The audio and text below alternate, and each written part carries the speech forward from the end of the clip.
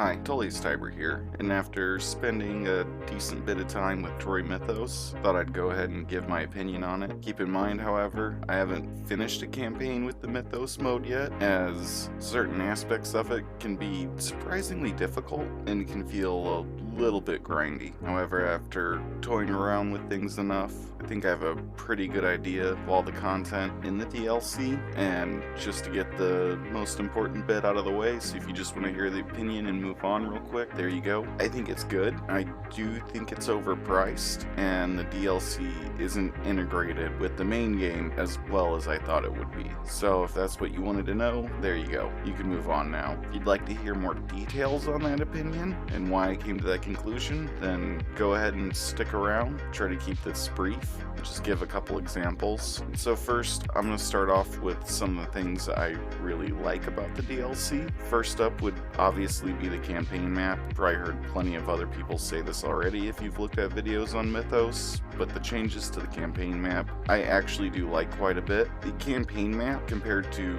other entries in the series, feels lived in, I guess is the word I would use instead of alive. You get the sense that there's a very rich history that isn't being explained, but more hinted at in the way the campaign map is presented. Part of that has to do with some of the stuff they put on the campaign map that doesn't really serve much purpose other than to provide lore on the story that is the epic cycle or the Trojan War as a whole, and give references to historical events or archaeological sites of the Bronze Age, which is nice. I wish there was more of it. I wish the historical and truth behind the myth mode had more of these as well, although they could have done a bit better, because for the most part, especially with the battle maps, most of what you're going to see are these weird ruined temple things and the giant suits of armor, which is cool looking, but I would have liked a bit more variety. And these statues that you'll no doubt notice in the footage on the campaign map, those kind of highlight what mythic units are available in that region, although I don't think harpies or sirens get anything like that. It's mainly the Corybantes, the centaurs, and the cyclops, minotaur, things like that, the ones you actually want. And I think the whole statue thing with those units is cool, however feels kinda lazy because you can tell it's just the actual battle unit model textured to look like metal. I would have preferred something more stylized or more resembling what an actual Bronze Age statue might have looked like. However, it's still a nice touch, and one thing I do like, especially like with the centaur statues, is it'll give you blurbs about the different centaur tribes that are in Greek mythology. However, I wish that they would have done something to reflect that with the centaur units themselves. Like even if it was just a reskin, oh, it's from this region, it's this tribe, so it has these colors on it, sort of thing. Would have helped spice it up a little bit. Another good thing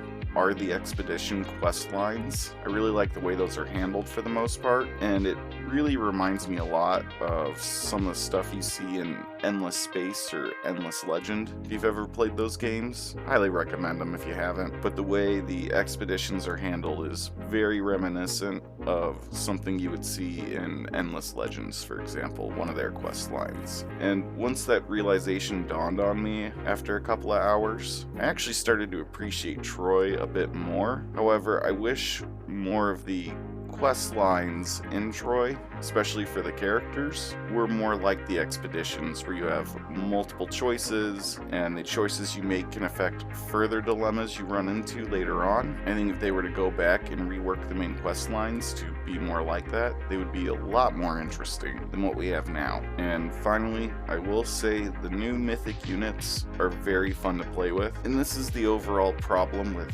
Troy Mythos and Troy Total War as a whole, is there's some pretty good stuff in here that's just not implemented as well as it could have been that would have elevated the game a lot. So for example, the new god powers. So when you worship the gods and you do prayers and your cult level's high enough, you get special abilities like Zeus's Thunderbolt, and these are great and all. However, there's only one power per god, and only 2 gods get offensive abilities they use in battles. And much like Warhammer, I think Troy really drops the ball with this kind of stuff. For example, there's a game series called Age of Wonders. 4X fantasy strategy game. There are spells you can cast in that with a magic system that's pretty similar to Warhammer Total Wars, except there are spells that can be cast on the campaign map and spells that work on the battle maps. And they even have some that work both on the campaign and in battles. And I think both Troy and Warhammer would benefit a lot from that. And I think the gods should have been given at least 2 abilities each. One that's more of a buff or debuff, and then an actual combat ability that is offensively used, like the Thunderbolt. Or at least one thing that can be used in battle, and another that can be used on the campaign map. I do like that the Divine Will system did get retweaked and rebalanced as far as what benefits the worship of a particular god gives you, as they reworked it to where the most ideal thing isn't to spam Hera and Aphrodite, and part of that has to also do with the reworked administration system, which is something I did forget to mention when I was talking about the things I like. This, of course, is part of a free update and has nothing to do with the DLC in and of itself, and I do like the new administration burden system. I think it's better than the supply line system. However, especially in the early game, I do still think it's a bit too harsh. And in the early game, you're still going to struggle to field more than one army, unless you can get the whole trade system stacked to your advantage pretty early on. One thing that's kind of a bit of a mixed bag with the really big mythical monsters, the ones you have to do the expeditions for, they are very, very powerful. Now that makes sense, obviously. However, they are kind of ridiculously overpowered compared to everything else in the game. So, for example, here's some footage of me doing a battle against Cerberus and Cerberus's army units, the Shades, and it's ridiculous, even with some of the highest tier units available to the factions. Cerberus and his ghost army just completely devastate.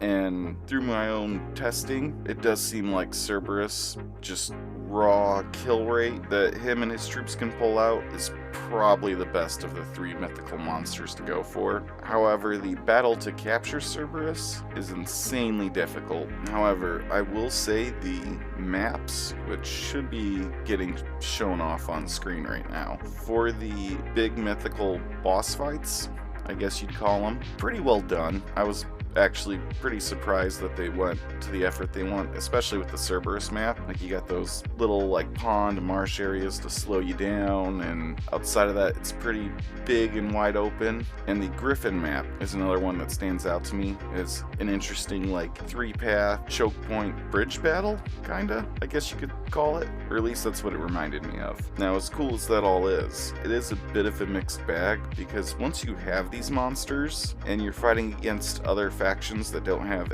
access to any mythical units, as long as you can keep a decent army of your own standard troops and a stack with these mythical monsters and their troops in them, even if it's just half a stack with the, say, Cerberus and the Shades, you are pretty much guaranteed to devastate anything you come up against.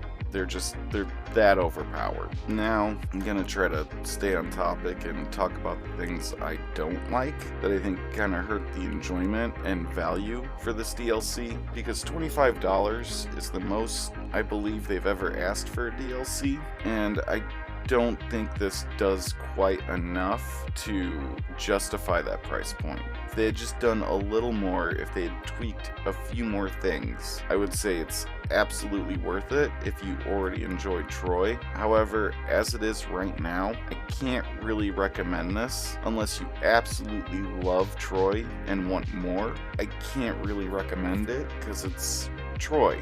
Most people don't really seem to care. Most people seem to think it's middling at best, and I can't fault that opinion.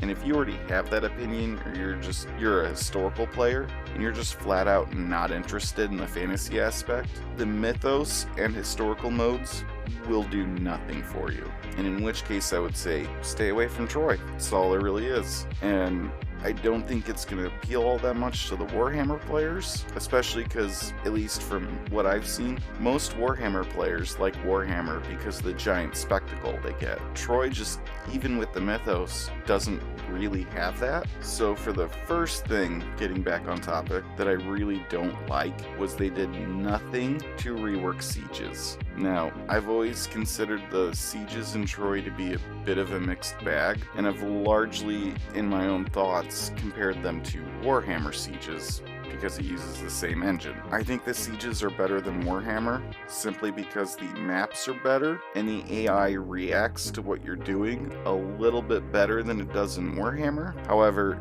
they are slogs, and they get very repetitive, and that doesn't change with the Mythos DLC. Do not understand why, with these giant monsters and these god powers, are walls still indestructible. My only option to get into a city, even with these monsters in a siege battle, is either the magic ladders that pop out of the unit's buttholes, siege towers, or I knock down the gate, which is just a shame. Another thing I don't like is that this DLC is not integrated very well at all, and it kind of feels almost like I'm playing a high quality mod with it. Part of what I mean about that is when you start up a new campaign, you're given the 3 options for which campaign you want to play, and this also goes for historical mode too. All 3 play the exact same intro, nothing about the new stuff gets mentioned or brought up, and you'd think with how important these monsters are to the mythical campaign, and they're the big feature, they would have found a way to integrate it with the main storyline. And I don't know, maybe redo the intro and some of the other narrative stuff that was already there in the game to highlight the fact that in this version of it, monsters are a real thing that people will have to deal with, and the gods actively take a part in things that go on in the world, yet there's none of that. And so it feels like a mod, just kind of stapled on top of everything that's already there, especially with the fact that a lot of the already existing systems did not get reworked to incorporate the DLC. And especially with the price point they were asking for, I think they should have done more. However, all that said, I do think it's a good addition to the game. I think the game should have been more like this at launch, and I think it would have been better received. However, as it stands right now, if you're not a big fan of Troy, this isn't going to change your mind on it. I, however, in my own personal opinion, seeing as I got Troy for free on Epic, as well as the Amazon DLC for free, I'm not that miffed about spending $25 on this DLC, since at most I've maybe now put like $35 into the whole thing, and with what you get, $35, that's not bad. I would say that's worth it. If Troy with all its DLC was being sold at $35 or $40, I would say it's worth it if you have an interest in it. If you're a historical player and you want a historical title, I would still say stay away. However, at full price for everything, I would say it's not worth it. Now, for the month of September, Steam does have that little bundle deal where like $57 you get everything. Not terrible, still not great. Would recommend waiting for a lower price point if you haven't already got it. And I do enjoy Troy. Before Mythos, I would play a campaign, I would get so far into it, and then I would get bored and go back to a different Total War, like Rome 2, Shogun, Napoleon, Attila, yada yada yada. However, with the Mythos DLC, more options do get opened up enough that I do see myself sticking with it. But yeah, that's pretty much my opinion on Mythos. Good, overpriced, not enough to bring people in who already weren't interested. If you would, please give a like, subscribe if you aren't. Might do a couple more videos on Troy, as well as Total War in general. So if you'd like to see more of that content, let me know in the comments, and have a nice day. Your fate is sealed!